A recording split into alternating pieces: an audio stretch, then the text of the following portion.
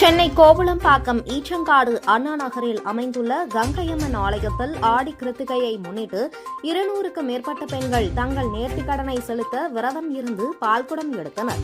இந்த நிகழ்ச்சியானது அண்ணா நகரில் அமைந்துள்ள விநாயகர் ஆலயத்தில் இருந்து அம்மன் ஆலயத்திற்கு தலையில் சுமந்தவாறு பெண்கள் பால்குடம் எடுத்தனர். தலையில் சுமந்து வந்த பால்குடத்தை அம்மனுக்கு அபிஷேகம் செய்தனர்.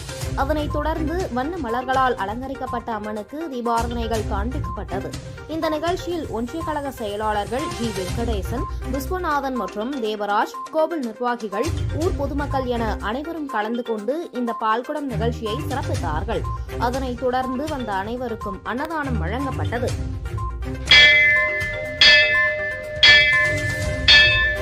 கோலவிழியம்மா, ராஜகாளியம்மா, பாளையத்தாயம்மா, பங்காரு மாயம்மா, முத்துமாரியம்மா, பத்ரகாளியம்மா, முண்டக்கன்னியம்மா, எங்க சென்னியம்மா, குங்கும கோதைய அன்னைய சோதைய செந்தூர தெய்வானை சிங்கார பூபதி அன்னை விசாலாட்சி சௌடாம்பா விருப்பாட்சி சுந்தர நீலிய சௌந்தர மாளிகை வள்ளியம்மா எங்கள் அன்னியம்மா தங்க செல்லியம்மா செல்ல கொல்லியம்மா அடி அங்காளம்மா எங்கள் செங்காளம்மா அருள் முப்பாத்தம்மா அனல் விப்பாத்தம்மா சிங்காரி ஒய்யாரி சங்கரி உமையம்மா மண்மாரி பொன்மாரி செல்லாயி சிலம்பாயி